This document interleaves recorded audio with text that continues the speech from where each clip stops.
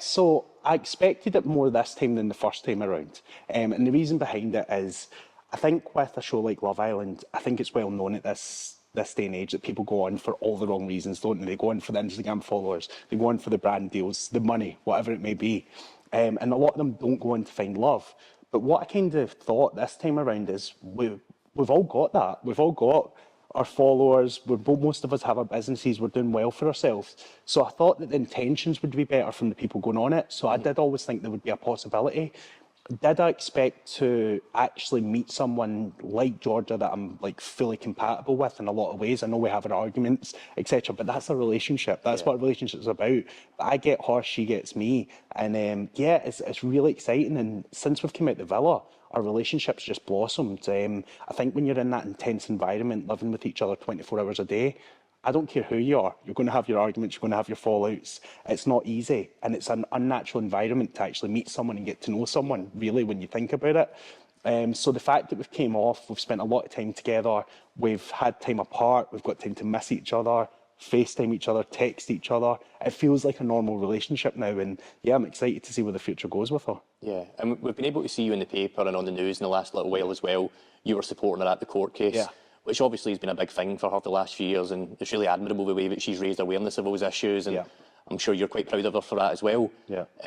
Was it a big deal for you to be there as a support for her and sort of be, like you say, I guess it's that maturity, it's that growth of being that person for her that she can sort of rely on? Yeah, when she said that she had to go for this court case, there was no doubt in my mind I was going to be there for her. She's went through this for over 3 years now, I believe, and I think this is the first time she's had like a male figure with her. Yeah, her mum supported her, she's had friends supporting her, but she said to me, Anton, listen, the fact that you were there for me meant the absolute world to me. It felt so much better with you there, and I felt really supported this time around. And, before she said she's had a lot of bad experiences with the court cases, which is totally understandable. But she said this time, just with having my presence there, she felt so calm, and it wasn't as bad an experience as what it would have been if I wasn't there for her.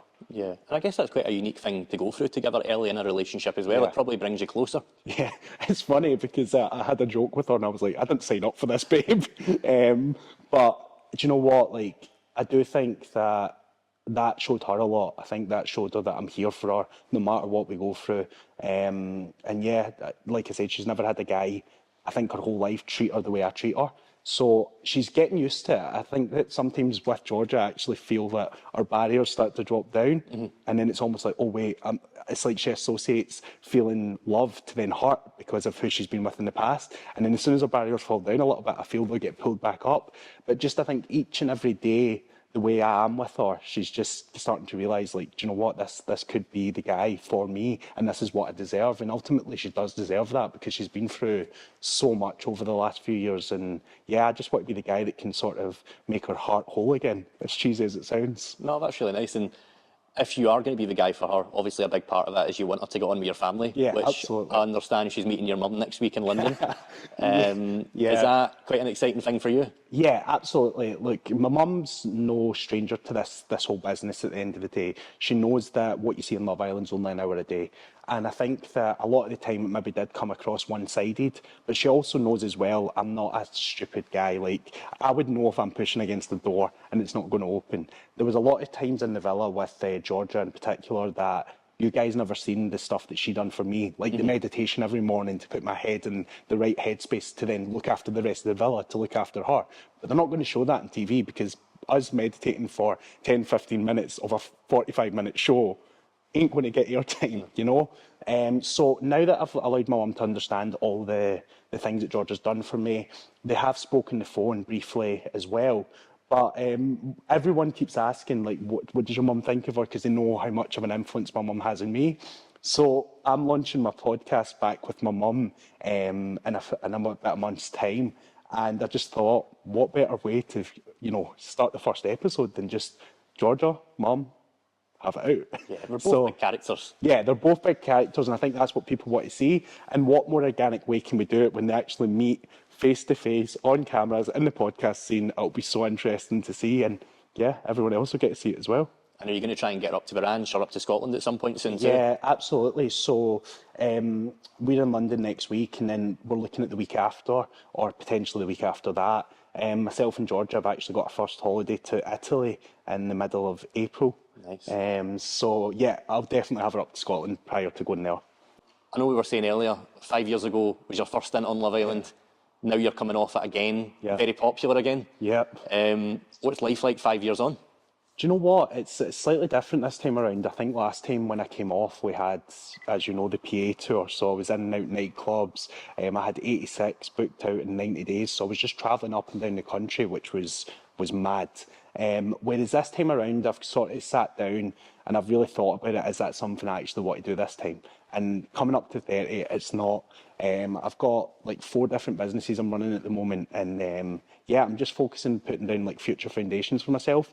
So as much as it was overwhelming the first time for certain reasons, this time around it was still overwhelming because it's like you're trying to balance the sort of short-term goals with the long-term goals. So yeah, I've just been trying to balance and weigh that up. But yeah, I feel like now I'm settled back to the ranch. This is like my safety place. This is where I get away from everything and can shut off from the madness that comes after Love Island. So yeah, I'm just excited to be back, and it's really nice. Obviously, from the first time around, obviously I feel like I was loved a lot the first time around, but this time around just seems like so much more love. Everyone's appreciated my growth and appreciated my maturity, and that's what I wanted to come across, because I was only 24 before. I'm a completely different person now, so it was nice that people could actually see the difference in myself. Yeah. Again, you mentioned the maturity. Yeah. That came across in how people reacted to you this time around. Yeah. People loved the way you shut down people, the way you defended some of the girls that were being disrespected. Yeah. Did you feel kind of like the dad of the group at times in there, or the person that we could look to for a wee bit of advice? Yeah, absolutely. That's one role I never played the first time, was the father figure. I think I was just like they called me Banton, didn't they? Like always banterous, like jumping about, jumping from girl to girl at the time, I think. Whereas this time around, I did seem like the solid father figure in there, and the boys and the girls came to me for advice, so it was really nice. Yeah, taking over the popcorn business. Yeah. Which your mum and dad have run so well for a long time. Yeah. Is that quite exciting to be now at the forefront of that? And I know you're Chef Popcorn, or Popcorn Chef, the Popcorn Popcorn Chef, yeah. So, I mean, something I never ever wanted was, when I was younger, was to just come out of school and just jump into the family business.